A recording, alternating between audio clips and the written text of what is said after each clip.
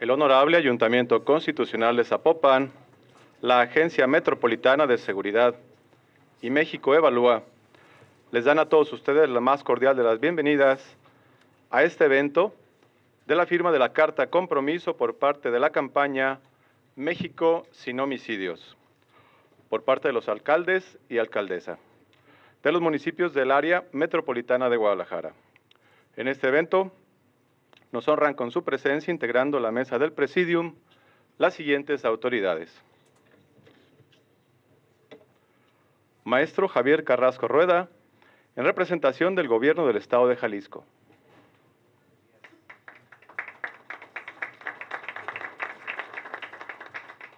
Doctor Rubén Ortega Lozano, en representación del Fiscal General.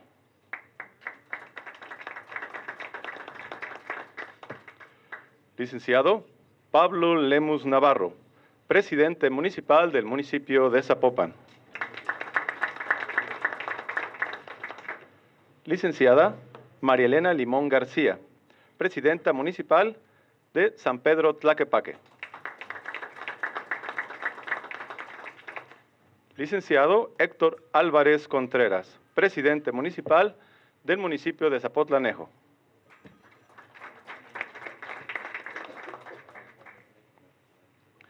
Licenciado Sergio Armando Chávez Dávalos, presidente municipal de Tonalá.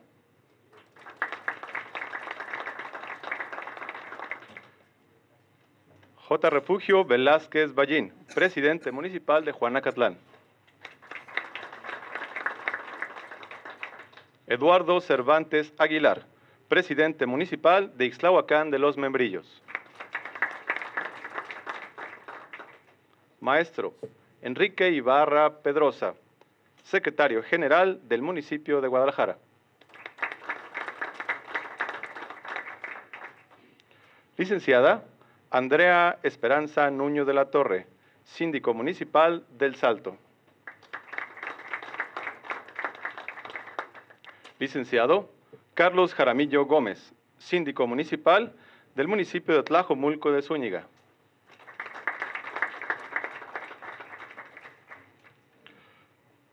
Licenciado Marco Valerio Pérez Goyás, administrador general de la Agencia Metropolitana de Seguridad.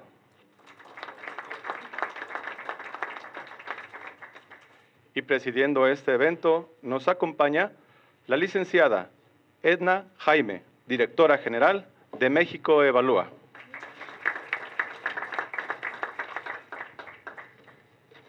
Agradecemos de igual manera la presencia de nuestros invitados especiales para las mesas de análisis, las autoridades de los diversos municipios. De manera muy especial también agradecemos el día de hoy la presencia de los comisarios y a todos los medios de comunicación. Sean todos ustedes bienvenidos. A continuación, cedo el uso de la voz a Marco Valerio Pérez Goyás, administrador de la Agencia Metropolitana de Seguridad.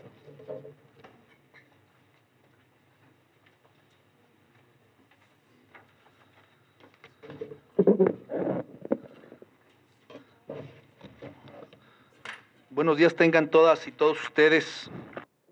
Agradecer la presencia, agradecer quienes nos honran en el Presidium y por supuesto a todos los que nos acompañan a esta firma de la Carta de Intención y a la realización del seminario México sin homicidios, acciones para salvar las vidas desde lo local. Para la Agencia Metropolitana de Seguridad, este tema representa uno de los ejes prioritarios, pues el pasado 6 de junio del presente año, en el seno de la Junta de Gobierno, se aprobó el Programa General de Trabajo dentro del que se contempló este punto. Así también, con la instalación del laboratorio de la ciudad para las políticas públicas de seguridad, se conformó la mesa del trabajo correspondiente, en la que como primer insumo para la discusión se expuso el 14 de agosto del año en curso un primer diagnóstico sobre la situación del fenómeno del homicidio en nuestra área metropolitana, mismo que se presentó ante diversas organizaciones de la sociedad civil, como Codeando México, USAID, Jurimetría, SOS Jalisco y el ITESO, así como en vía remota a las investigadoras de México Evalúa, Cecilia Real y Mariana Gabuti. Derivado del seguimiento, se acordó la realización de un primer seminario en conjunto con diversas organizaciones y autoridades municipales, con el fin de definir la ruta a seguir para las acciones que, basadas en evidencias, nos ayuden a la disminución del homicidio doloso. Por eso, no es menor lo que estamos haciendo el día de hoy aquí. Los 9 municipios del área metropolitana de Guadalajara, México Evalúa, la Agencia Metropolitana de Seguridad, además de los representantes de todas las instituciones que nos acompañan, ya que para poder transformar nuestra realidad, primero tenemos que reconocer la existencia de una epidemia de homicidios en México, que de acuerdo con la medición hecha por la Organización Mundial de Salud, esta se genera cuando existe una tasa de 10 homicidios por cada 100,000 habitantes, y en nuestra ciudad prevalece una tasa de 15.9 homicidios por cada 100,000 habitantes al año 2016. El punto de arranque será entonces establecer una ruta de trabajo que llevará a nuestra ciudad a implementar las propuestas de la campaña México sin homicidios, con acciones que se llevarán a cabo en nuestra área metropolitana, por supuesto agradeciendo el apoyo del gobernador, la alcaldesa y los alcaldes en el seguimiento que habremos de dar en esas acciones. Cabe destacar que con esta acción nuestra área metropolitana será la primera en el país que se una a este importante esfuerzo que la sociedad civil viene impulsando. Estamos comprometidos con esta causa impulsada por México Evalúa, Open Society Foundation, Enjambre Digital, entre otras, porque la convicción es que solamente juntos, sociedad y gobierno, podemos dar solución a uno de los problemas más relevantes para la sociedad. Es de reconocerse la importancia de este tipo de iniciativas, ya que el homicidio es la máxima expresión de violencia, algo que va más allá de la pérdida humana, pues genera un entorno de miedo e impacta directamente en la percepción de inseguridad y puede ser además un factor que impida la cohesión social entre los habitantes. Desde esta oportunidad hago un llamado enérgico, por supuesto, a la Federación, en el sentido de que podamos realmente redireccionar los presupuestos para poder inhibir el delito de homicidio doloso. El querer engañar presentando presupuestos de programas sociales que no reducen la brecha entre el que más y menos tienen, encontrándonos también con circunstancias penosas de pleitos entre secretarios de Estado, donde de un plumazo, de un año a otro, desaparecen programas federales para la prevención del delito, y más aún, que por circunstancias distintas no se opte por fortalecer al nivel de gobierno más cercano al ciudadano, que es el municipio, en el que obran las corporaciones que hacen un gran esfuerzo, pero que sin embargo, cada año, tristemente, tenemos que ver a los presidentes municipales, en ocasiones hasta en fila india, buscando a un subsecretario de Hacienda o a un presidente de comisión de presupuesto para que el ingreso que se genera en los municipios con el esfuerzo que se hace retorne en calidad de migajas para el tema de la seguridad. Para la seguridad ya no debe de haber esfuerzos menores, debe de haber una redirección del presupuesto, debe de haber presupuesto para educación, para cultura, para el deporte, para la salud. Ahí es como podremos llegar al fondo del asunto en la prevención del delito que más nos duele. Existen estudios sobre la incidencia del homicidio del área metropolitana que señalan que este problema se concentra en zonas de situación de marginación y que las causas principales son la vivencia cotidiana con violencia y el crimen organizado. Pero de igual manera, así lo tenemos que señalar, tristemente las instituciones han perdido, la ciudadanía ha perdido confianza en instituciones y la justicia en propia mano ha avanzado, contrario a lo que debería de existir en impartir justicia a todos y cada uno de los que radicamos en este país. La Agencia Metropolitana de Seguridad reconoce la importancia de que se realicen políticas públicas integrales para reducir el homicidio doloso y es por eso que en conjunto con organizaciones de la sociedad civil, los sectores público y privado, nos comprometemos en la articulación de las mismas. Este esfuerzo coordinado significa ser la primera área metropolitana en tomar el reto y enfrentar el problema en sumarnos a la campaña México sin homicidios y a la Alianza Regional Instituto de Vida que aglutina a diversos países latinoamericanos. Lo que importa hoy son los resultados en seguridad. La gente quiere una ciudad tranquila, eliminar la violencia contra la mujer y erradicar el homicidio, y ante una propuesta nacida de la sociedad y con empuje ciudadano, todas y todos nos debemos de sumar. Hay que asumir el desafío de un México sin homicidios. No me queda más que agradecer su presencia y el compromiso de todos y todas a ustedes, y de nueva cuenta, bienvenidos y muchas gracias.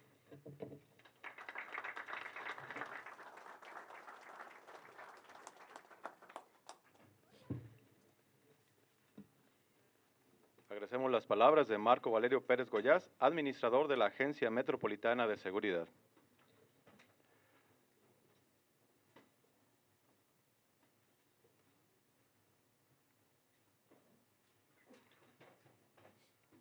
Invitamos a Edna Jaime, directora de México Evalúa, a que nos comparta unas palabras.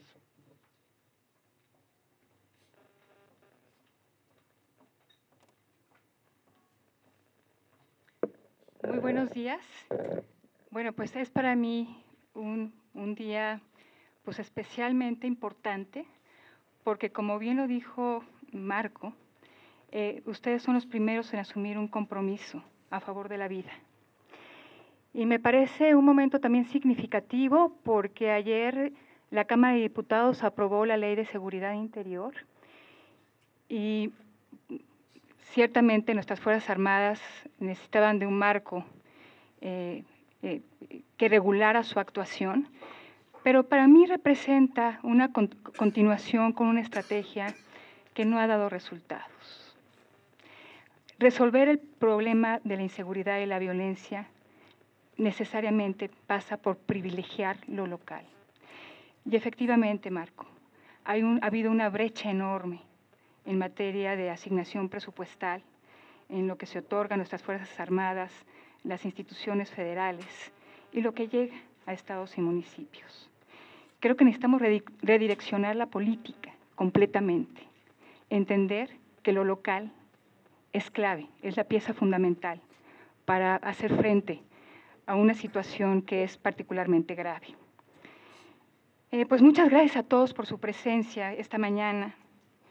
Y pues yo quiero decir que preservar la vida y la integridad de las personas es la primera obligación del Estado moderno. Pero en México esa obligación, que es la base del contrato social, pues ha dejado de cumplirse. Nuestro país vive desde hace más de una década una ola de violencia criminal que ha enlutado a miles y miles de hogares. Una ola de violencia que tiene en el homicidio su expresión más inhumana y más cruel.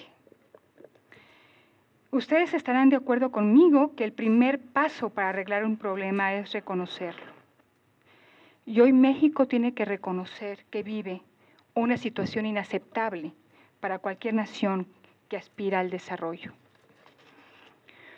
Una situación que no puede llamarse de paz. Una situación que ni los ciudadanos ni las autoridades podemos o debemos aceptar como normal. Una situación en la que la vida ha perdido el valor que debe tener como el bien más preciado de un ser humano. La vida debe ser cuidada, preservada, protegida, con todos los instrumentos al alcance del Estado. Y esto incluye a la autoridad, pero también a la sociedad. Por eso me da mucho gusto saber que ustedes, alcaldes, que esta agencia está comprometido con este objetivo, que reconocen cuál es su responsabilidad primaria, la preservación y protección de la vida. México sin homicidios es un esfuerzo iniciado por la organización no gubernamental Open Society Foundations en 7 países de América Latina que hoy viven una situación de violencia sin precedentes. Esos países son Venezuela, Brasil, Colombia, Guatemala, Honduras, El Salvador y desde luego México. El objetivo de la campaña es claro: poner en el centro del debate público la urgente necesidad de revertir la tendencia a la alza en los homicidios en América Latina. Ustedes saben bien que tristemente vivimos en la región más violenta del mundo. Tenemos solo el 8% de la población mundial, pero concentramos el 38% de todos los homicidios del planeta. Y México está en la lista de países con problemas graves de violencia.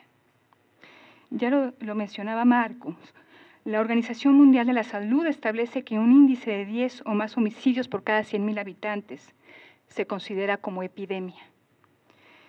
Y en México estamos tocando ya el 20% de tasa de homicidio anual. Por tanto, en México vivimos una epidemia de violencia. Yo les pregunto, ¿qué pasaría si esto fuera un virus con esas tasas de mortalidad? Seguramente gobiernos y ciudadanos estaríamos tomando toda clase de acciones y precauciones.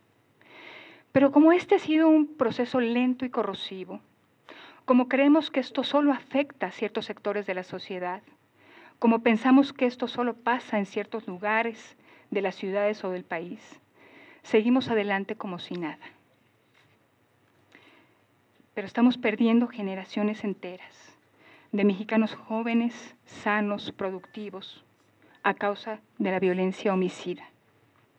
Estamos perdiendo recursos públicos, inversiones privadas, oportunidades de desarrollo, de progreso, que se van de las manos a causa de esta violencia sin sentido. Por eso nuestra campaña busca articular los esfuerzos de los mejores especialistas del país para elaborar propuestas que permitan una meta muy clara: reducir en un 50% la tasa de homicidio en 10 años. ¿Cómo lo haremos? Pues lo primero ha sido conformar un grupo de especialistas coordinados por México Evalúa. Hoy están varios presentes y les quiero agradecer mucho su colaboración en este esfuerzo. Este grupo incluye académicos, investigadores, miembros de instituciones como Causa en Común, INCIDE, México SOS, Enjambre Digital, el Instituto de Economía y Paz, la Universidad de San Diego, Reinserta, Data Cívica, CACEDE, el TEC de Monterrey, el Colegio de México, entre otros.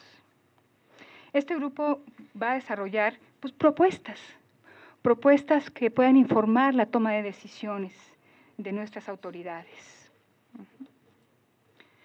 Nuestro objetivo, insisto, es pensar, construir y proponer soluciones viables para reducir a la mitad la tasa de homicidios en México en 10 años. Para ello, este grupo se enfocará en áreas como la prevención prioritaria en grupos de la sociedad que están en mayor riesgo, la mejora en la procuración de justicia, la investigación criminal y la reducción de la impunidad, la urgente e inaplazable reforma al modelo de policía para orientarla a la prevención y solución de problemas, el uso de herramientas tecnológicas para la priorización e identificación de zonas críticas donde se concentran los homicidios dolosos, la mejora en la calidad de las estadísticas, así como la capacidad de análisis e información, entre otras propuestas. Como pueden ver, estamos tratando de articular una propuesta integral en la que iremos sumando instituciones con diferentes enfoques, capacidades y propuestas, y nos gustaría muchísimo ser escuchados, como ustedes nos están escuchando esta mañana. Quiero agradecerles sinceramente esta oportunidad de colaboración, esta oportunidad de compartir conocimiento, de sumar fuerzas para proteger lo más valioso que tenemos, la vida de los mexicanos, particularmente la vida de los jóvenes. También agradezco profundamente a todos mis compañeras y compañeros de la sociedad civil y de la academia por sumarse a esta campaña, a Enjambre Digital, nuestro socio en esta iniciativa, a Open Society Foundations, por su confianza. Y pues sabemos que el camino por recorrer será largo, sabemos que encontraremos obstáculos y resistencias, sabemos que habrá muchos mexicanos que preferirán voltear a otro lado y pensar que esta situación ocurre siempre lejos, siempre a otras personas y que no les va a afectar nunca. Pero también sabemos que encontraremos a funcionarios valientes como ustedes, encontraremos representantes de la sociedad civil comprometidos y firmes, y encontraremos siempre ciudadanos dispuestos a mejorar a nuestro país y a unirse a la causa de un México sin homicidios. Porque un México sin homicidios será un México capaz de llegar a donde todos merecemos estar. Muchas gracias.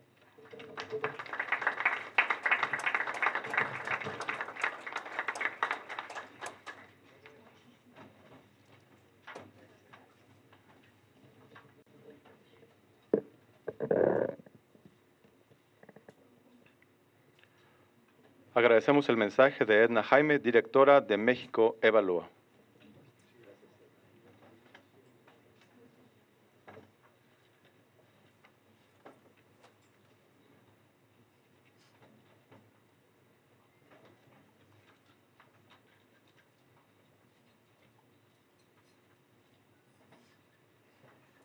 A continuación, invitamos a nuestros miembros del Presidium a la firma de la Carta Compromiso para dar inicio con ello a la campaña México sin homicidios.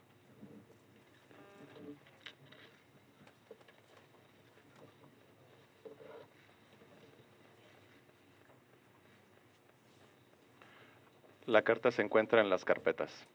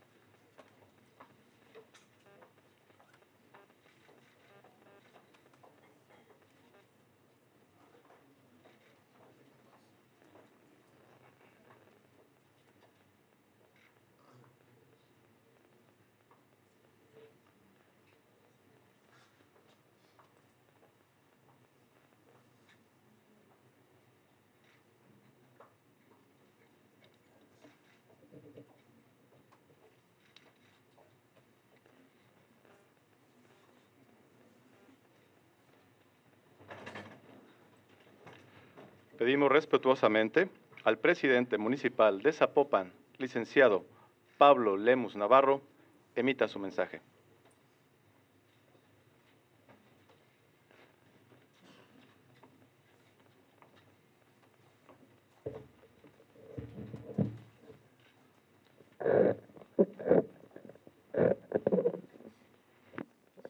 Muy buenos días.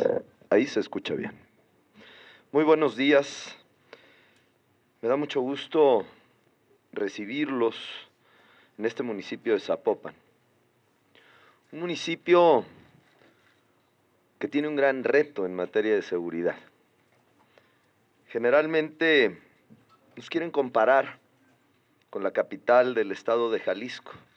Y siendo municipios vecinos, tenemos una realidad completamente distinta. El reto para nosotros es mayor, iniciando porque tenemos 8 veces más territorio que Guadalajara, por ejemplo. Y tenemos una muy buena parte de nuestro territorio todavía considerado como la zona rural de la zona metropolitana de Guadalajara. Llegamos con una gran cantidad de desafíos, empezando, y simplemente para ponerlo en contexto, Zapopan tiene prácticamente ya 1000 colonias registradas. 115 patrullas funcionando en aquel momento solamente en el municipio. ¿Cómo podemos cubrir el patrullaje con 115 patrullas para 1000 colonias? Prácticamente imposible. Según los estándares internacionales, deberíamos de tener alrededor de 6000 elementos. No contábamos siquiera con 1700. Y hoy puedo decirles la gran inversión que hemos hecho, comprando más de 350 nuevas patrullas, motocicletas, bicicletas. Estamos contratando, además de los 200 elementos que ya lo habíamos hecho, a otros 200 más, capacitándolos. Estamos trabajando ya el C5 municipal, que será el primer C5 que hay en todo el estado de Jalisco. Sin embargo, si seguimos pensando que el problema que vive nuestro país lo vamos a resolver con más policías, nos vamos a seguir equivocando. Y entonces nos tenemos que ir a la raíz del problema. Edna comentaba algo con lo cual estoy totalmente de acuerdo. La cuestión de darle la vuelta a lo que sucede en el país empieza por lo local, sin duda alguna.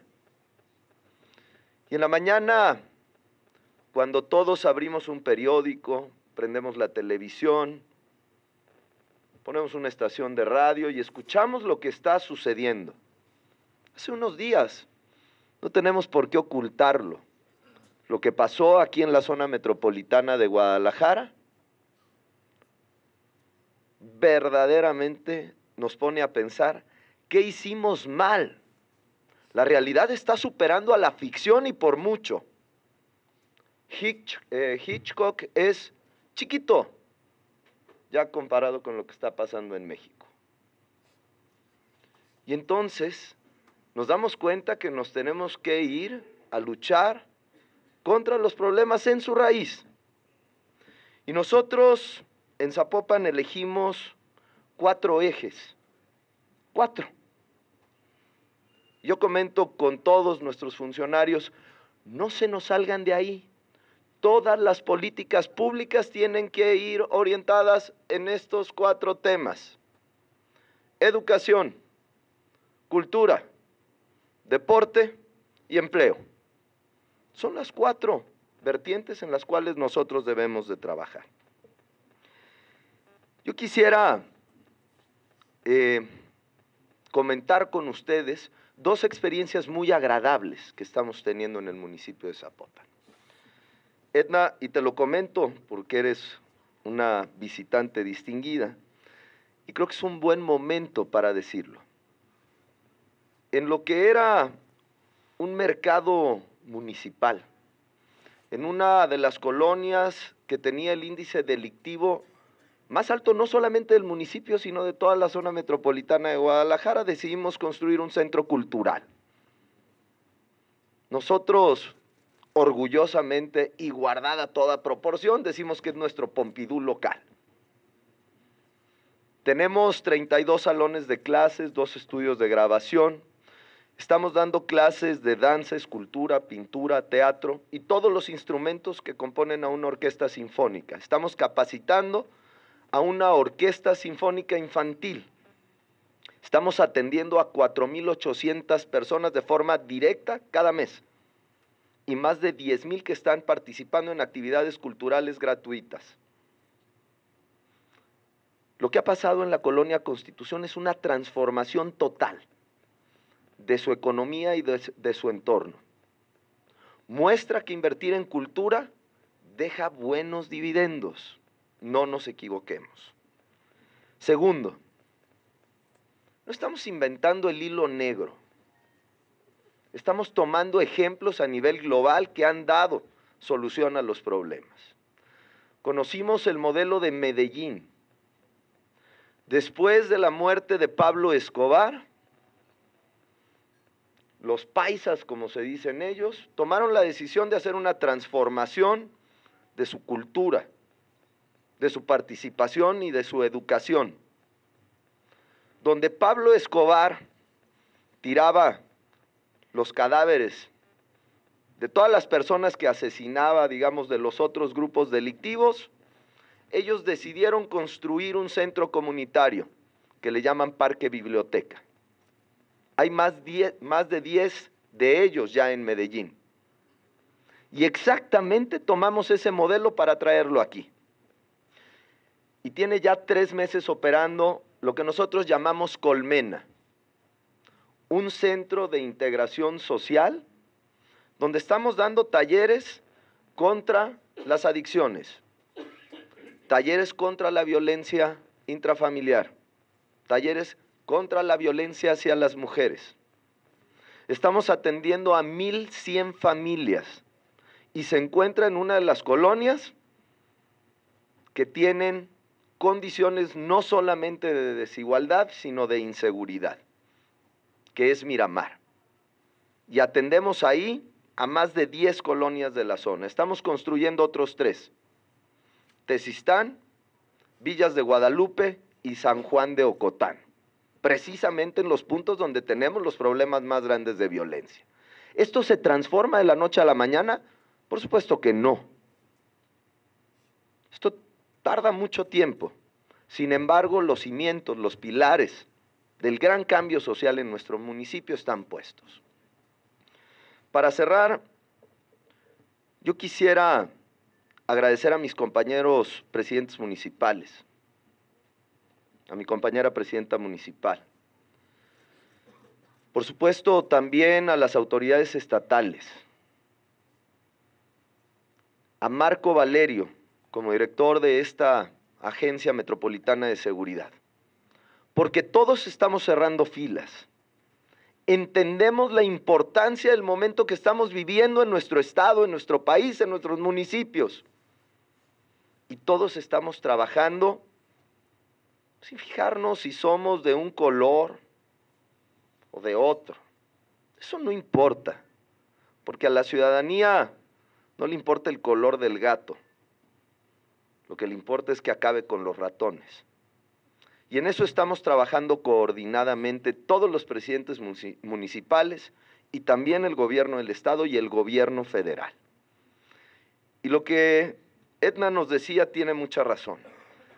No solamente es cerrar filas entre los gobiernos, debemos de cerrar filas también con la sociedad organizada, con los medios de comunicación, con los empresarios, con la academia. Construir una sociedad participativa que se preocupe y ocupe porque todos vivamos con mayor tranquilidad, pero sobre todo por lo que Edna mencionó, que no tengamos esta generación perdida de jóvenes que desafortunadamente están siendo asesinados en todo nuestro país. En Zapopan, pero en toda la zona metropolitana de Guadalajara, porque hoy con la honrosa representación de mis compañeros presidentes municipales, estamos aquí firmando este acuerdo, Edna, y este compromiso para que México, Jalisco y nuestros municipios de la zona metropolitana de Guadalajara vivan sin homicidios. Edna, cuenten con nuestro compromiso, con nuestro trabajo, porque todos estamos comprometidos con ellos. Muchísimas gracias. Muchas gracias, buenas tardes a todos. Es un honor para mí estar con ustedes y compartir el foro con tan distinguidas personalidades y expertos en el tema de homicidios. Bueno, yo quisiera, antes de dar pie a explicar un poco la estrategia y la acción focalizada que desde Reinserte estamos haciendo, me gustaría un poco hablar sobre las particularidades de este sector poblacional, que además es un sector completamente olvidado en el ámbito de la impartición y la procuración de justicia. Estamos hablando de que en el país existen alrededor de 7,500 adolescentes en conflicto con la ley. ¿Qué significa esto? Que no son muchos. En realidad no son muchos adolescentes los que están cometiendo delitos. Si nos vamos a una cifra más allá, entonces tenemos que de estos 7,500, únicamente 1,600 se encuentran cumpliendo una medida de internamiento. ¿Esto qué quiere decir? Que son 1,600 los que entran al sistema de justicia para adolescentes por la comisión de delitos de alto impacto, ¿no? De delitos graves, como lo son el homicidio, el secuestro, la delincuencia organizada y el robo con violencia. No obstante, estas cifras no son para nada esperanzadoras, porque ¿cuál es la diferencia entre estos chicos que están en internamiento o los chicos que entran al sistema y todos los demás chicos que viven en entornos violentos? Pues que uno corrió más rápido que el otro, ¿no? Es una realidad que los entornos criminógenos cada vez más están absorbiendo a este sector social de de la juventud de nuestro país. Y no solo eso, sino que además lo hacen cada vez a un rango de edad menor, aprovechando estos espacios que obviamente la ley no es que deje por cuestiones de promover la impunidad, sino por cuestiones de atención a derechos humanos, pero que los grupos delictivos aprovechan para entonces incursionar. ¿A qué me estoy refiriendo? A que de conformidad con la nueva Ley Nacional de Sistema Integral de Justicia para Adolescentes, los chicos entran al sistema entre los 12 y antes de cumplir los 18 años. No obstante, para imponer una medida de internamiento tenemos que se divide por rangos de edades. Entonces, los chicos entre los 12 y los 14 años, sea el delito que cometan, y yo sí le digo delito porque mucha gente dice, las conductas tipificadas, como no, son delitos los que se cometen, ¿no? Sea el delito que cometan o la cantidad de delitos que cometan, entonces nada más estarán en internamiento un año. ¿Qué nos quiere decir esto?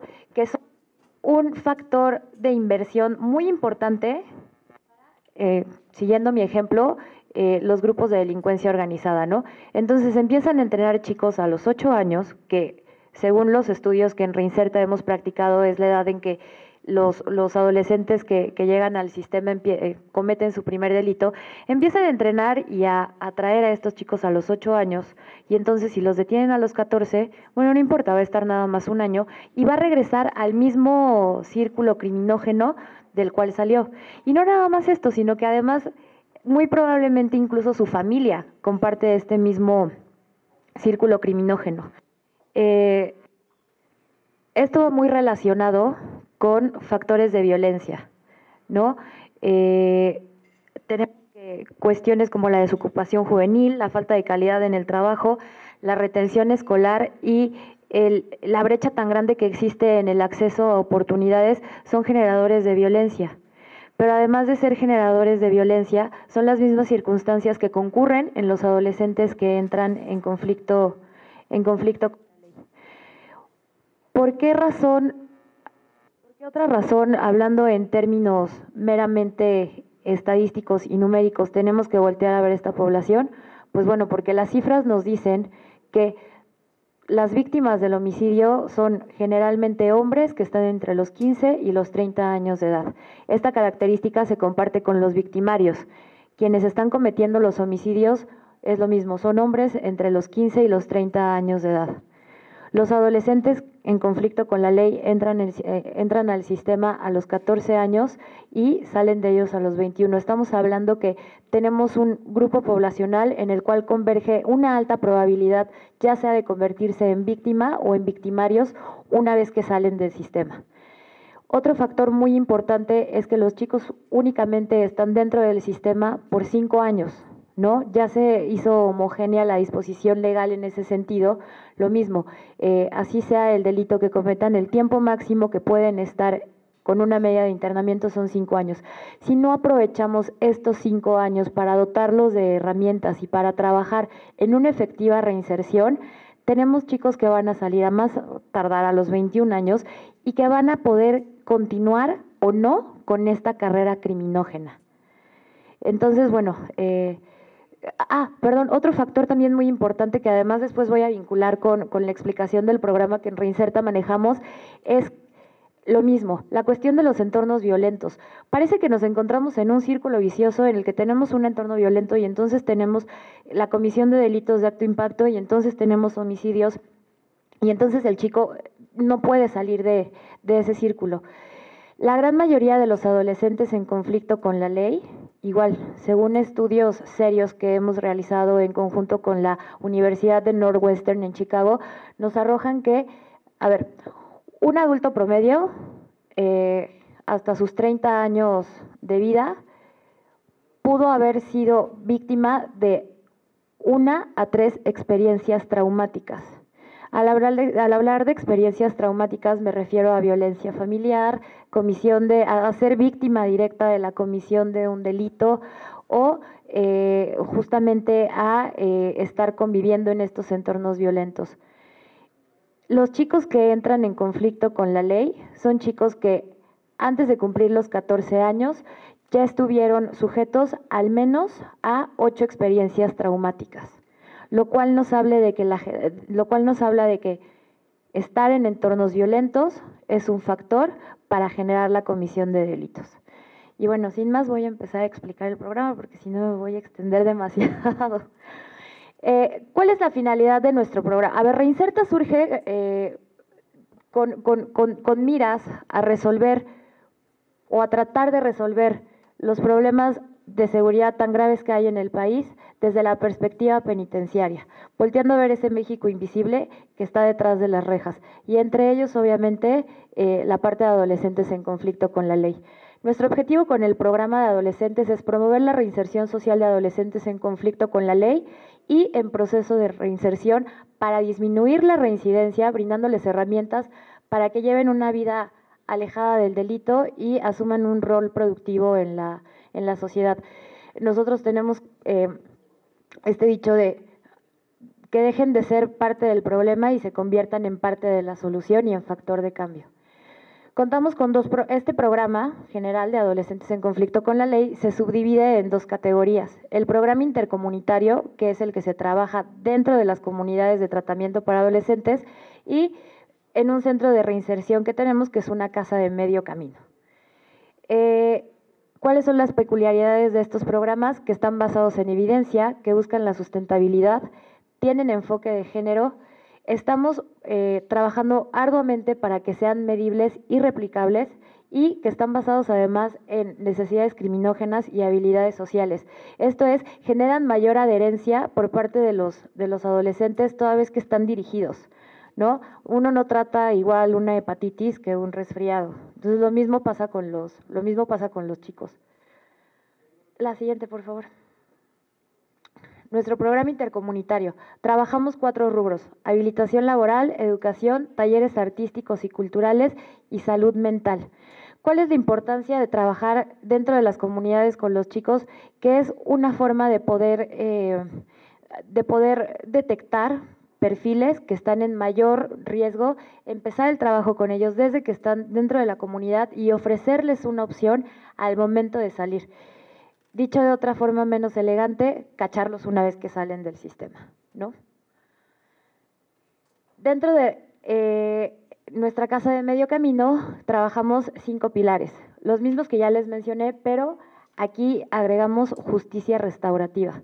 ¿Por qué es importante la justicia restaurativa? Y aquí sí me voy a detener un segundo. La justicia restaurativa, la ONU la ha definido como un mecanismo de vanguardia para resolver los conflictos que el delito genera en la sociedad. Es un mecanismo inclusivo que posiciona a la víctima desde un lugar activo y no nada más como esta víctima de que ya fui víctima de un delito y también paso a ser parte del olvido social, y lo conjunta con la persona que genera ese daño. ¿Y cuál es lo fundamental de esto? El resarcimiento del tejido social. ¿Por qué es importante trabajar la justicia restaurativa con los adolescentes? Y esto no es con los adolescentes, sino yo creo que en general con las personas que cometen delitos. Sacamos al delito y a la ofensa criminal de ese plano abstracto, ¿no? Que además genera tanto repele en los adolescentes. Si nosotros recordamos cuando teníamos 15 años, ¿qué era lo que nos chocaba? Estas figuras de autoridad, ¿no? Estas imposiciones, este por qué, estas cuestiones tan abstractas. Entonces, se sale de lo abstracto y se concientiza al adolescente para decir, a ver, tu ofensa no fue en contra de un régimen, tu ofensa no fue en contra de un Estado ni de una ley arcaica y opresora. Tu ofensa fue en contra de una persona. Y tu ofensa tuvo como consecuencia tales y tales factores. En medida en que el adolescente es capaz de asimilar y hacer introspección del daño que generó, en esa medida puede asimilarlo y por ende entender por qué su conducta estuvo mal, lo que lleva a la desmotivación para volver a cometerla. Estamos hablando de prevención pura. Se está erradicando un factor de reincidencia. O bueno, se trata de reducir un factor de reincidencia. La siguiente, por favor. Estos son algunos de nuestros principales resultados. Hemos tenido intervenciones en el plano de lo individual, hemos tenido también incidencia en materia de políticas públicas y estamos buscando tener incidencia en materia de investigación al sustentar todas y cada una de las etapas de nuestros programas. Insisto, para que una vez que se demuestran resultados, este programa pueda ser replicable no nada más a nivel nacional, sino incluso a nivel regional. El 86% de la participación en la Casa de Medio Camino es voluntaria. Esto es bien importante, ¿por qué? Los chicos que llegan a la Casa de Medio Camino son chicos que cumplimentan al 100% su medida de internamiento. ¿Esto qué significa? Que salen por completo del sistema de justicia para adolescentes. Ya no tienen nada que los ate, no es un cambio de medida. No, ellos salen del sistema. Entonces, al haberlos cachado desde que están adentro y convertirnos en esta, digamos, en esta opción y al ofrecerles estas herramientas, una vez que salen de internamiento, ellos deciden de manera 100% voluntaria continuar con su proceso de reinserción, lo cual es sumamente valioso y lo cual nos habla de que nuestros jóvenes no quieren delinquir, es simplemente que quizá en el momento no ven otra opción. En contraparte, el 14% de ellos sí vienen a la Casa de Medio Camino a través de una modificación a la medida impuesta por el juez. El 100% de los participantes que están dentro de las comunidades de adolescentes sí lo están con nosotros de manera voluntaria. Y bueno, estamos en la elaboración de más de 20 protocolos en materia de atención a adolescentes en conflicto con la ley que se podrán replicar. La siguiente, por favor. Estas son un poco nuestras cifras. Nuestros programas han tenido el alcance de aproximadamente 250 adolescentes. En la Ciudad de México trabajamos en 3 comunidades de internamiento y trabajamos también en la Quinta del Bosque del Estado de México, que este centro tiene la peculiaridad de que tiene perfiles muy altos, ¿no? La mayoría de los chicos que están ahí lo están por delitos como secuestro, crimen organizado y homicidio justamente. Y la que sigue, por favor. Lo mismo, alguno de nuestros resultados. Me quedan 2 minutos y creo que más allá de las cifras, para concluir, me gustaría compartirles algo que aprendí justamente el día de ayer. Tuve la oportunidad de conocer a un chico que está muy metido en cuestiones de justicia restaurativa. Él perteneció a una banda criminal en Chicago desde a los 14 años. Salir de la banda incluso fue todo un tema porque una asociación civil en Chicago tuvo que apoyarlo para negociar su salida. Y en un momento de la plática yo le pregunté, ¿cuál es tu perspectiva de la criminalidad de los adolescentes en general? Y él, con un español muy poco fluido, y creo que además no entendió muy bien mi pregunta, pero la respuesta me encantó, me dijo: la gran mayoría de las personas tenemos esta idea de que la seguridad pública son las cárceles, son los policías, son las patrullas, son las armas, y no, la seguridad pública es que a cada persona tenga sus necesidades básicas cubiertas para desarrollarse como un ser pleno y feliz dentro de la sociedad. Me parece que esa es la esencia de tanto del trabajo que se puede hacer con adolescentes como del trabajo comunitario que va a tener impacto en la disminución de violencia y por ende de homicidios. Muchas gracias.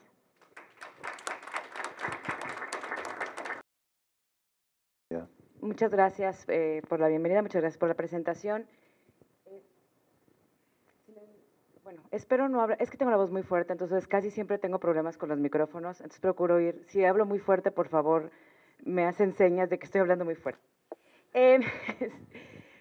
Me agradezco primero la invitación y desde INCIDE tenemos más de 14 años trabajando en la investigación y en la puesta en marcha de proyectos vinculados al fortalecimiento de las policías de los diferentes niveles en el país desde una perspectiva integral y innovadora y que fortalezca sobre todo las capacidades de las propias instituciones. Y bueno, nos toca a nosotros platicar hoy con ustedes sobre el tema de la policía enfocada a la solución de conflictos, que es una perspectiva que es con uno de los componentes de la campaña, que ya nos platicaba Edna al inicio, y decía que es aquella que debería de incorporar el uso de herramientas de georreferenciación y análisis criminal, lo que ya nos platicaba ahorita con los hotspots, el análisis criminal, las cuales faciliten la priorización e identificación de zonas críticas, así como los factores de riesgo que deben atenderse en cada localidad. Entonces, cuando hablamos de una policía con enfoque en la solución de conflicto, hablamos no de un modelo nuevo de policía, es decir, no hablamos de algo que sea tan novedoso. Desde mediados finales de la época de la década de los 70, se comienza a hablar de este tipo de policías, ¿no?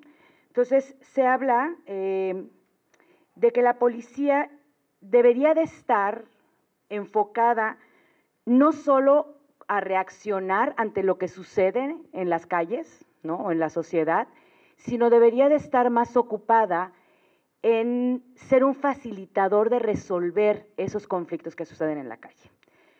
Y lo que sucede y lo que atienden los policías, yo he tenido la fortuna de trabajar con instituciones de seguridad pública municipales, estatales y federales desde hace 13 años, y cuando uno trabaja y platica con los policías, uno entiende que ellos saben qué sucede en la calle, ¿no? Son un elemento que conoce las comunidades, pero que no trabaja desde una perspectiva institucional que lo convierta como parte de la comunidad. Ha habido muy buenas políticas o intentos de políticas que se han quedado un poco truncas. Entonces, hemos tenido desde policías comunitarias o modelos de policía comunitaria, modelos de policía de barrio o los modelos de policía de proximidad, ¿no?, que trataban de insertarse dentro de las comunidades, conocer la problemática y desde ahí empezar a trabajar. Pero hablar de una policía que se enfoca a la solución de conflictos va un poco más allá de solo llegar a hacer recorridos a las colonias o hacer juntas con los colonos y conocer qué es lo que sucede, ¿no? Esta policía lo que hace es convertir a los elementos en un agente mediador del conflicto. ¿Por qué? Porque mucho de lo que sucede y de lo que ustedes como policías atienden no tiene que ver con delitos, tiene que ver con problemas de convivencia entre las personas. Son problemas de convivencia que afectan a comunidades en específico y que cada una de ellas, aunque pueden tener el mismo tipo de conflictos, tienen impactos y comportamientos y desenlaces diferentes. Retomo un poco lo que comentaba Edna y la parte de la campaña que tiene que ver con este análisis de los hotspots. A mí me tocó participar en un proyecto en el estado de Nuevo León, donde a partir del análisis de la información de lo que en esos años era el 066, en ciertas colonias de alta conflictividad en la zona metropolitana de Nuevo León, hicimos este análisis de las bases de datos por 6 años, es decir, las bases de datos de 6 años, para ver qué era lo que sucedía en relación a aquellos eventos de delitos que se podrían considerar graves, es decir, homicidios, lesiones, eventos de violencia familiar, violaciones, y lo que hicimos fue ver, por ejemplo, en ese lugar donde ocurría un homicidio o un evento de lesiones, cuál era el historial de reportes a los números de emergencia o de eventos atendidos por la policía que habían sucedido en el mismo lugar. Y lo que nos dábamos cuenta es que regularmente había habido una escalada en el conflicto que sucedía ahí. Es decir, había probablemente iniciado con cuestiones de llamadas de quejas de vecinos por la música muy alta, por personas consumiendo bebidas alcohólicas en la vía pública, por riña, eventos que la propia policía no había tenido, o las instituciones de policía, no había tenido la visión de resolver. Es decir, la resolución era la tradicional, llegar al lugar, detener a las personas que estaban causando el conflicto, llevarlos ante el juez civil o la barandilla, la persona se quedaba 12 o 36 horas o las horas que les correspondían, salían y el conflicto seguía. Y entonces ese conflicto muchas veces no resuelto, es decir, ese conflicto de convivencia no resuelto, puede desencadenar en la comisión de un delito grave, tan grave como un homicidio. Entonces, dentro de esta perspectiva de la policía de resolución de conflictos, cuando tenemos a agentes de policía que se pueden convertir en mediadores comunitarios, que son parte de la comunidad y que trabajan con la comunidad, a partir de información real. Es decir, necesitamos primero comenzar por tener un registro de la información de qué es lo que sucede en nuestras comunidades, tener agentes de policía preparados, capacitados, para poder atender ese tipo de conflictos como un mediador independiente, imparcial, que sea el instrumento que ayude a la propia comunidad a resolver esos conflictos, como un actor activo, ¿no? Es decir, no como un agente que llega y a través de la represión y de la no comunicación con la comunidad quiera resolver el conflicto. Ya hablaban aquí, no se trata solo de resolverlo a partir del uso de la fuerza, sino de resolverlo a partir del uso de mecanismos de resolución de los conflictos.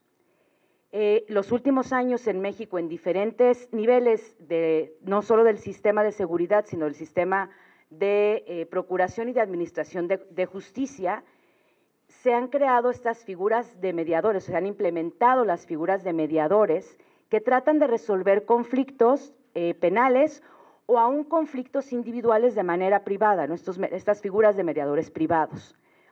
Pero el trabajo de la policía es todavía más importante porque se convierte en un mediador comunitario. Es decir, no solamente va a resolver el problema entre dos individuos, sino lo que se busca es resolver lo que ese problema entre dos individuos genera en la comunidad. Y quien sabe y quien está en la comunidad como representante del Estado como esta entidad grandísima, es decir, como representante de la autoridad de las instituciones del Estado mexicano, es el policía. Es el primer contacto que todo ciudadano tiene con el Estado. De ahí la importancia de fortalecer la figura y los modelos de las policías en México de los 3 niveles, pero sobre todo con un énfasis especial en las policías municipales. ¿Quiénes son? ¿Por qué? Porque son las que trabajan en las calles, en las comunidades y en las colonias. Es muy importante, por ejemplo, que bajo este esquema los policías conozcan la comunidad los conozca y que la institución tenga la capacidad de rendir cuentas en la comunidad. Y eso es algo que a las instituciones de seguridad pública no les gusta mucho. Bueno, a las instituciones en general no les gusta mucho rendir cuentas a la comunidad o rendir cuentas a los ciudadanos, pero no hay otra forma mejor de resolver conflictos que a partir de una comunicación frontal y de saber y de dar y de informar a la comunidad sobre lo que se está haciendo y sobre los resultados que se están obteniendo. Y un poco para establecer lo que se debe de hacer o el avance en estos modelos o su implementación, se requeriría primero entender qué sucede en las comunidades, identificar los actores claves de esas comunidades y trabajar con ellos. Definir los perfiles que deben de tener quienes realicen las tareas de mediación desde las instituciones policiales. Y eso va más allá de darles un curso de 40 horas en los modelos de policía de proximidad. Es decir, un curso de 40 horas en el modelo de policía de proximidad no genera mediadores, genera un conocimiento general sobre un modelo policial, nada más.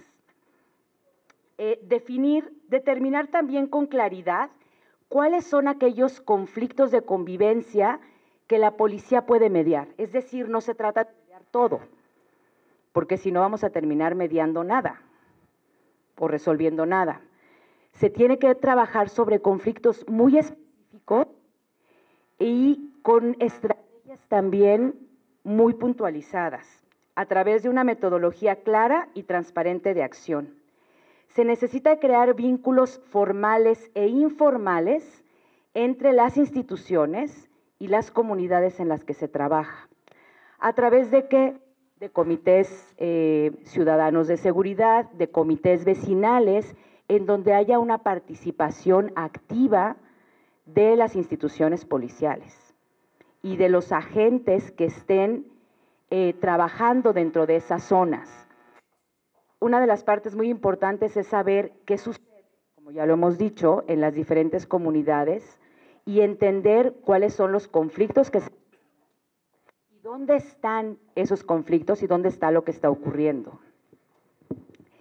A partir de estos actores claves, que serían los enlaces para la resolución de los conflictos. Y una parte muy importante que es monitorear y evaluar las acciones que se estén realizando para poder tomar mejores decisiones y lograr un proceso de mejora continua, que eso es algo que tampoco hacemos. Es decir, solemos aplicar programas, ejecutarlos y medir, por ejemplo, el resultado, si funcionó y no funcionó a través de números, ¿no? Casos que se resolvieron. Regularmente las policías de modelos de proximidad lo que nos dicen es, visitamos 24 casas, hablamos con 5 vecinos y tuvimos 5 reuniones. Pero saber qué se hizo, si funcionó, si están funcionando o no están funcionando las visitas, o tendríamos que cambiar la estrategia. Eso, la única forma de saberlo es a partir de una evaluación, monitoreo y seguimiento del proceso, de los resultados y de los impactos. Y bueno, para terminar, yo les diría que el funcionamiento de este tipo de estrategias, como ya se dijo, depende de que sean un elemento de una estrategia integral que colabore a la reducción de los homicidios y de la violencia, porque si lo hacemos como se ha venido haciendo de manera individual o de manera independiente, los impactos y los efectos van a ser pocos. Es por eso la importancia de la campaña de México sin homicidios, porque se trata de una perspectiva integral en la que confluyen diferentes políticas, diferentes actores y diferentes sectores de la sociedad y las instituciones. Y yo me sumo a la felicitación que ya han dado anteriores compañeros que han participado aquí de reconocer el trabajo, el esfuerzo y la voluntad de la agencia y de los municipios que conforman el área metropolitana de Guadalajara. Agradezco muchísimo su atención y es un gusto estar aquí con ustedes. Gracias.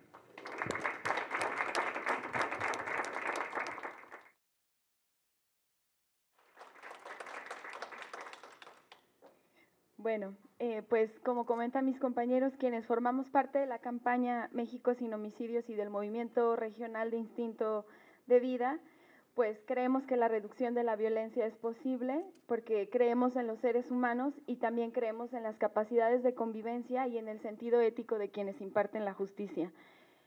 ¿Podemos poner la portada, por favor? Gracias. De esa misma, el inicio, en la que estás.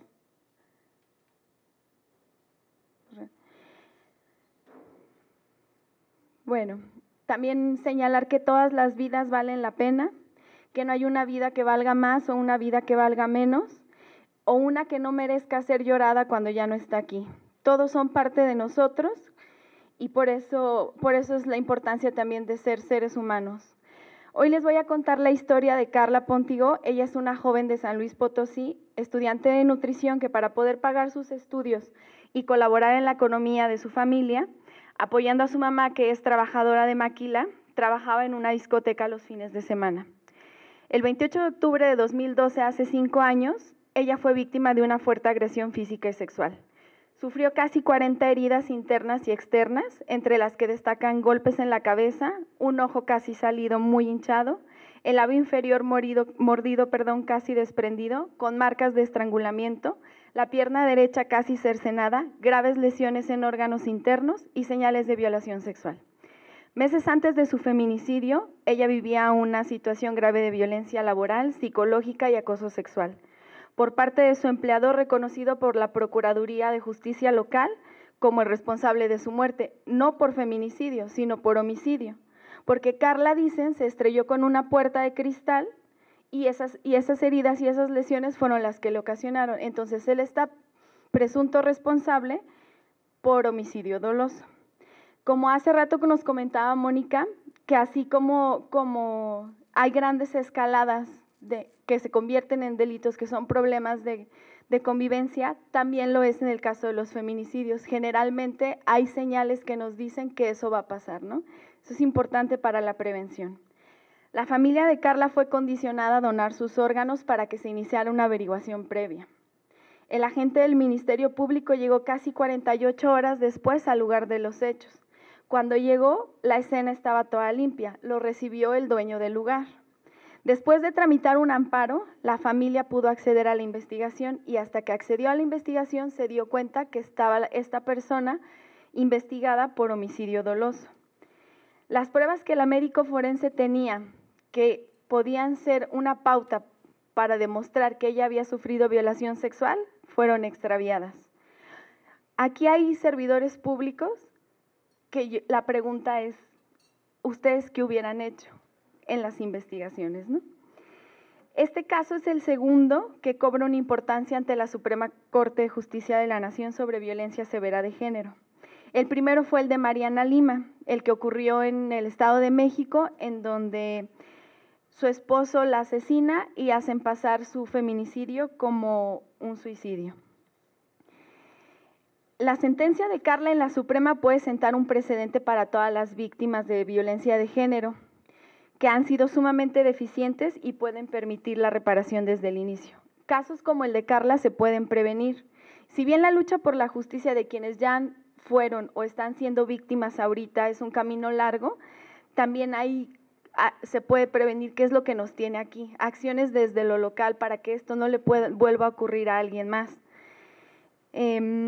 Aquí me permito compartir algunas recomendaciones que la Convención sobre la Eliminación de todas las formas de violencia contra la mujer, por sus siglas en inglés de la ONU, de la que México es Estado parte y que además es vinculante, digamos, es obligatorio para nosotros, tiene en cuenta algunos principios internacionales y además puede contribuir a esta lluvia de ideas que hoy estamos teniendo, con estos compromisos que buscamos lograr, como también los que ya las compañeras nos han mostrado, con estrategias.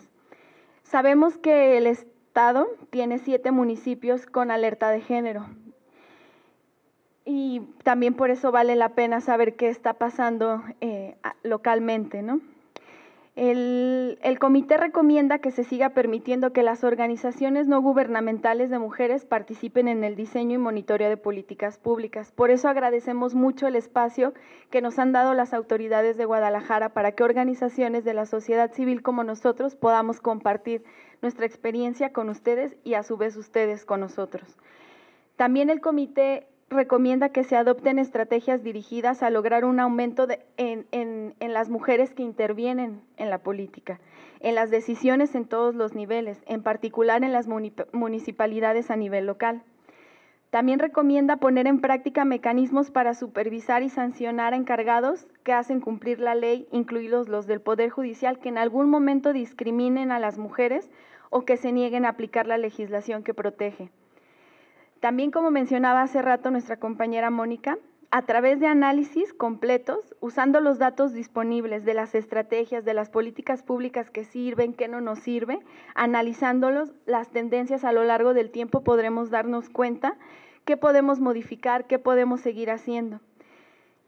También nos recomienda revisar nuestra estrategia de seguridad pública para la lucha contra el narcotráfico, que tiene mucho que ver con la aprobación que ayer se dio en nuestro país, porque el organismo nos dice que debemos de adaptarla a obligaciones internacionales con perspectiva de género y también con respeto a los derechos humanos para poner fin a los altos niveles de inseguridad y violencia que afectan de forma desproporcionada a las mujeres en este caso. Que se adopten medidas para que las mujeres víctimas de tal violencia puedan obtener reparación y protección de inmediato. Por ejemplo, teléfonos de emergencia de atención 24 horas, aumentos de centros de acogida, campañas de tolerancia cero respecto a la violencia contra la mujer para que esto se reconozca como un problema social y moral inaceptable.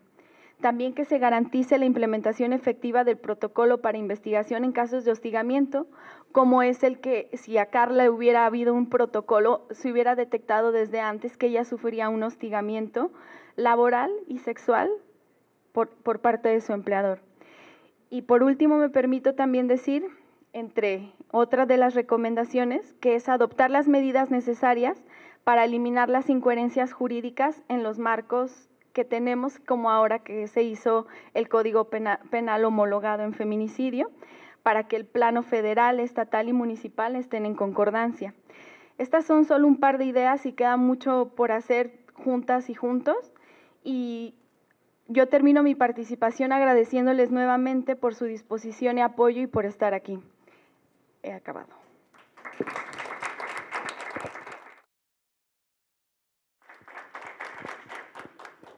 Bueno, buenas tardes a todos. Muchas gracias por la invitación. Una disculpa por el retraso en el programa, pero la neblina no cooperó en la Ciudad de México y estuvimos ahí esperando un poco más de 3 horas, pero bueno, finalmente llegamos para cerrar la mesa y voy a aprovechar estos últimos 15 minutos que les pido de su atención para hablarles, darles un poco más de detalles sobre qué es lo que implica la estrategia de hotspots y la estrategia de análisis focalizado de la violencia para poder fortalecer y apoyar el trabajo policial. Y la manera en que les voy a hablar un poco sobre cuáles son los orígenes de esta forma de analizar la criminalidad y por qué es importante para el trabajo de políticas públicas y para el trabajo policial, para que todos estemos más o menos entendiendo de dónde viene esta perspectiva. Adelante, por favor. Primero les propongo plantearse la pregunta de por qué es importante pensar en la dimensión espacial de los fenómenos sociales. ¿Todas, por favor? Hay, desde la investigación académica, cuando uno se interesa por los fenómenos sociales, se puede plantear preguntas a partir de distintos niveles. Normalmente trabajamos en 3 niveles, el nivel macro, el nivel meso y el nivel micro, pero tenemos también otros 2 ejes que son muy importantes a la hora de los análisis, el eje del tiempo y el eje del espacio, eje temporal y eje espacial. ¿Cómo vamos a identificar la manera en que vamos a analizar un problema a partir de estos niveles? Es partiendo a partir de preguntas de la unidad de análisis, por ejemplo. Si estamos trabajando con individuos, entonces vamos a estar trabajando a nivel macro. Si estamos trabajando con países, vamos a trabajar a nivel macro. Si trabajamos, por ejemplo, con comunidades o interacciones entre individuos, trabajamos a nivel meso. Y aquí lo interesante es que cada uno de los niveles presenta y necesita explicaciones distintas. No podemos explicar o analizar un fenómeno macro desde una perspectiva micro o viceversa. Tienen peculiaridades. Otra de las peculiaridades que tiene esta forma de pensar los problemas sociales es que también el eje temporal y el eje espacial hacen que la explicación varíe. Es decir, hay otro tipo de variables, hay otro tipo de formas de aproximarse al fenómeno. De ahí viene la importancia de pensar los fenómenos sociales desde la perspectiva espacial, porque hay algo más en la explicación del fenómeno que a los científicos sociales y a los que desarrollan políticas públicas les interesa descubrir. Esta perspectiva es una perspectiva que en realidad tiene sus orígenes desde 1824, más o menos fue el primer ejercicio registrado en donde intentan vincular algún hecho social con el espacio, y el primer ejemplo fue un doctor que estaba interesado, se llamaba John Snow, en Londres en 1824, estaba interesado en ver cuál es la relación entre la propagación de la cólera en el barrio en donde él vivía y el tiempo y el espacio en ese momento. Y lo que hizo fue simplemente mapear cada uno de los casos que se habían registrado de la enfermedad en el mapa que tenía. Pues, ¿puedes regresar un momento, por favor? Más.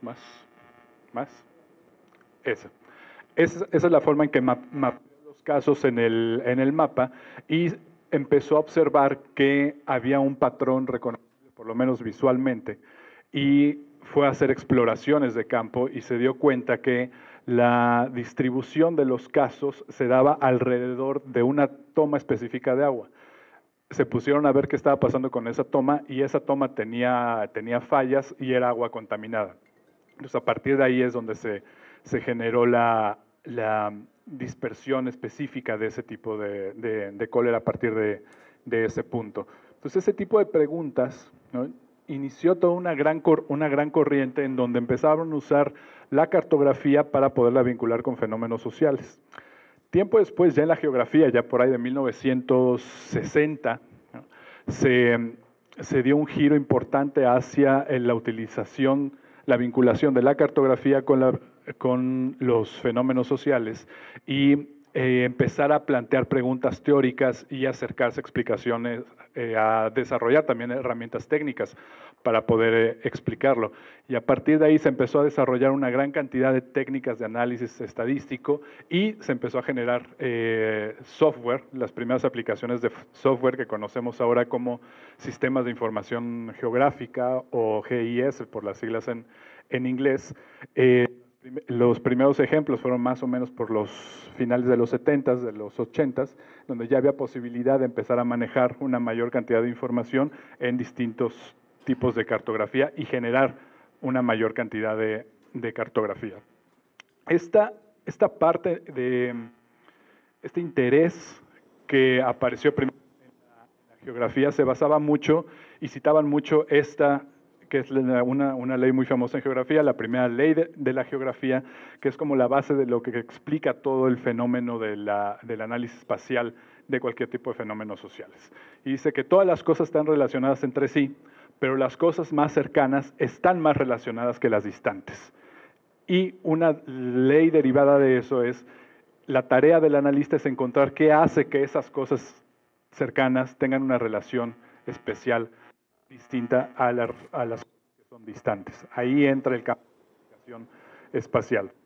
Entonces, bueno, todo que se crearan mejores capacidades de análisis de información y ahora ya en la actualidad tenemos una gran cantidad de software disponible para poder hacer este tipo de análisis. Este es un ejemplo de cómo se podría hacer el análisis que se realizó en 1824 con software actual. Es básicamente la misma información, la misma cartografía, pero lo que nos da la explicación y la interpretación que podemos generar a partir de la visualización que nos dan el software es totalmente distinto, ¿no?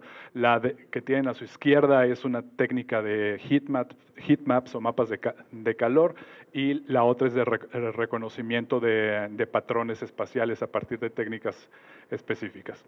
La que sigue. Antes. Ahora, ¿qué implica? Tenemos ya un interés que surge desde 1800, que está apoyado por una corriente en la geografía. Después viene todo un desarrollo que resulta en la creación de software, pero ¿qué es lo que implica este tipo de pensamiento? ¿Qué es lo que implica plantearnos preguntas sobre fenómenos sociales y el espacio? Bueno, implica unas concepciones básicas que aquí intento resumir. Primero, una diferenciación entre lugar y espacio, y se trabaja más bien con la idea de locación, de ubicación, location en inglés. Es decir, la idea es que no solamente sea pensar en el espacio como un lugar físico o un lugar en donde algo está presente, sino en donde hay una interacción que queremos explicar entre una persona y un espacio, o un fenómeno y un espacio. Por eso la ubicación es lo importante, no nada más el lugar, no nada más el espacio. La ubicación es lo que queremos estudiar. Y como la premisa básica de esta aproximación es la que les pongo allá abajo, que dice: la variación de un fenómeno en una ubicación X está vinculada con la variación y los atributos de las ubicaciones vecinas a X. Es decir, aquí no solamente nos importa explicar lo que pasa en la esquina de calle 1 con calle 2, sino nos interesa también explicar la manera en que lo que pasa ahí se relaciona con las esquinas vecinas, con las localidades vecinas.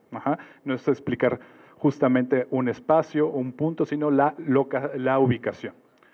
Y los conceptos clave para el pensamiento espacial son estos: distancia. Nosotros podemos plantearnos preguntas sobre cuál es la relación, por ejemplo, una pregunta muy básica, la relación entre la mortalidad de madres jóvenes, por ejemplo, en zonas rurales, y la distancia de una clínica. Podemos intuir que hay una relación ahí, y ese es un ejemplo de cómo nos podemos plantear preguntas sobre la distancia. Proximidad, por ejemplo, en estudios sobre epidemiología o de contaminación ambiental. Si hay una zona de explotación de minerales, por ejemplo, y cuál es la relación que existe entre las zonas, los pueblos que viven alrededor y la generación el incremento de casos de cáncer, por ejemplo, ¿no? Eso se puede estudiar con la perspectiva espacial. La idea de exposición también, que está vinculada con muchos trabajos sobre contaminación, acceso. Por ejemplo, una área muy importante del pensamiento espacial es los estudios de cómo el acceso a oportunidades a bancos, por ejemplo, ayuda mucho al desarrollo económico de zonas empobrecidas o en condiciones económicas no tan favorecidas. Que tengan acceso sencillo a servicios financieros es un apoyo fundamental para poder mejorar la situación, servicios financieros básicos. La idea de la escala geográfica también es muy importante. No es lo mismo pensar en un país que pensar en un estado, en un municipio, en una colonia o en una manzana. La manera en que se da la interacción entre el espacio, el individuo y los procesos sociales cambia absolutamente, y no podemos plantear las mismas preguntas. Entonces, por eso es muy importante pensar en la escala geográfica. Y los mapas es algo que uno pensaría o la forma en que visualizamos los resultados, es algo que uno pensaría que no tiene demasiada complicación, pero hay una parte muy importante para los que se dedican a esto, tanto geógrafos como en otras áreas, en encargarse que la presentación gráfica de los resultados esté comunicando lo que queremos comunicar y no esté dando una interpretación equivocada, ¿no? Un mapa puede parecer que es una lectura directa y que es muy evidente cuáles son los resultados, pero no es así, ¿no? Se puede jugar mucho con los tamaños para poder dar un efecto distinto, con los colores. Entonces, es el tema de la visualización y cómo se interpreta es muy importante. El que sigue, por favor. Ahora, ¿qué tipo de cosas podemos hacer cuando realizamos un análisis espacial? Bueno, con un análisis espacial podemos generar visualizaciones o mapas de este tipo, en donde tenemos, por ejemplo, aquí un análisis de cómo está la distribución de la pobreza extrema en Guadalajara en el 2000 y la distribución de trabajadores de bajos ingresos en Guadalajara en el 2000 a nivel AGEP. y está clasificado de acuerdo al porcentaje. Los colores más oscuros es donde hay pobreza más alta, los colores donde tienes una distribución más intensa del fenómeno, y los colores más claros donde hay una menor frecuencia del fenómeno. Entonces, esto, la capacidad que te da para identificar zonas y poder después cruzar distintas variables es muy interesante para muchas áreas. La que sigue, por favor.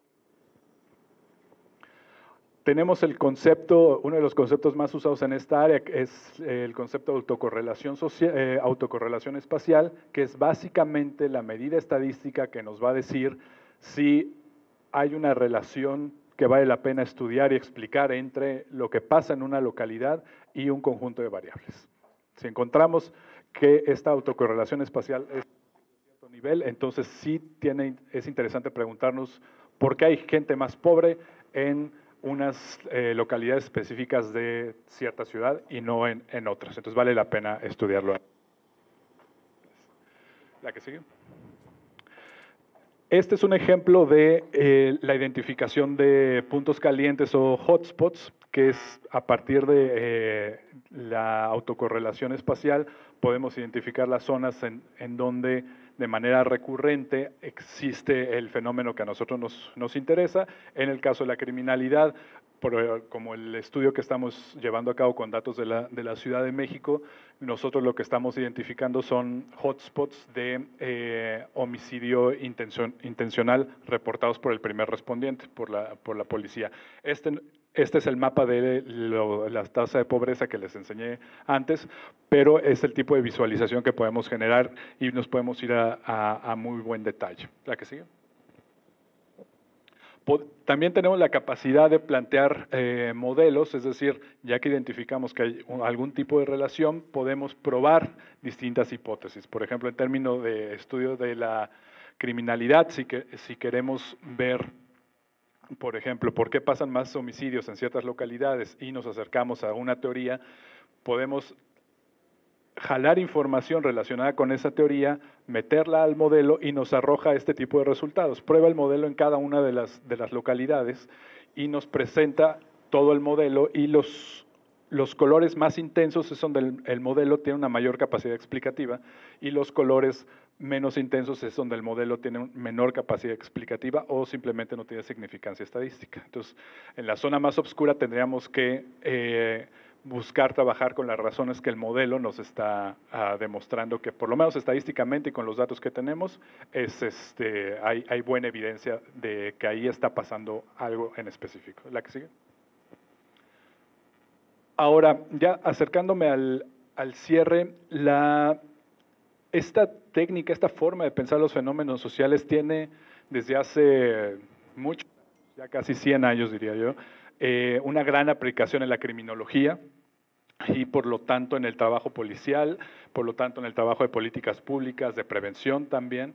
Y aquí pongo las que yo considero las 5 teorías o las áreas de la teoría criminológica en donde esta aproximación ha tenido mayor importancia, que es la teoría de las actividades rutinarias, patrones criminales, precisamente con esto que les mencionaba, la idea de difusión de la violencia, ¿no? ¿Por qué en un lugar en donde hay mayor violencia, tarde o temprano hay una mayor probabilidad de que las localidades vecinas también tengan problemas de violencia? Y eso lo tenemos que comprobar tanto teóricamente como empíricamente, y teorías como eficacia colectiva, ¿no? La que sigue. Ahora, todas estas teorías han tenido, poco a poco, han empezado a irse aplicando para el caso mexicano.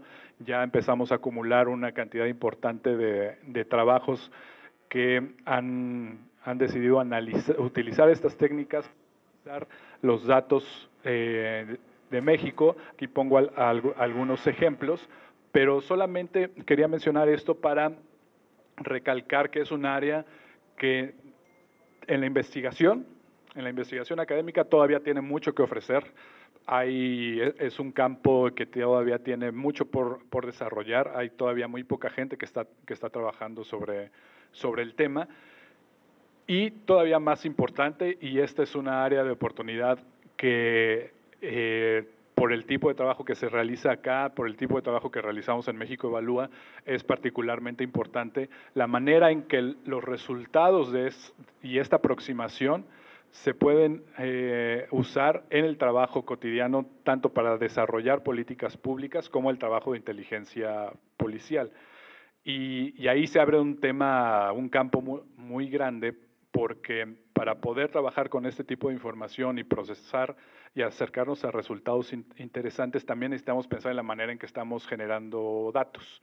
O sea, los datos para poder ser procesados bajo esta técnica deben de tener características muy específicas, tienen que ser georreferenciados, tiene que venir un reporte muy detallado de distintos eventos criminales, se tienen que hacer cruces y eso se tiene que vincular con otro tipo de información. Eso es una de las cosas que uno tiene que pensar en pulir si le interesa trabajar con este tipo de información.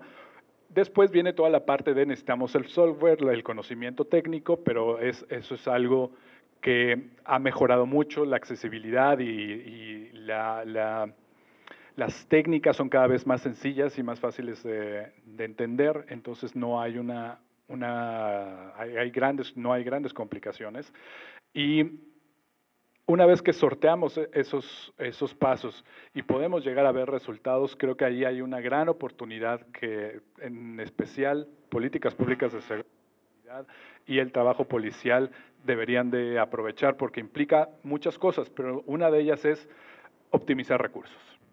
Optimizar recursos siempre son escasos en nuestras instituciones, entonces una aproximación como esta permite identificar lugares, a partir de ciertas características, diseñar de qué manera vamos a acercarnos a esos lugares y optimizar los recursos que vamos a dedicar para hacer nuestro trabajo en esas localidades. Y además, y con esto finalizo, tiene la gran oportunidad de que nos permite detectar también cambios.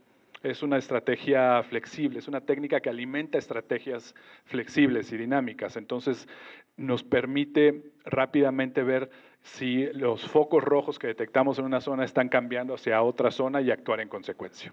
Entonces, bueno, esto es básicamente la idea sobre la que está basada nuestro proyecto de hotspots que nuestra directora Edna Jaime les vino a hablar. Es parte de lo que nosotros estamos apoyando, como tener estrategias focalizadas de atención a la criminalidad, y bueno, espero que les haya sido interesante. Muchas gracias.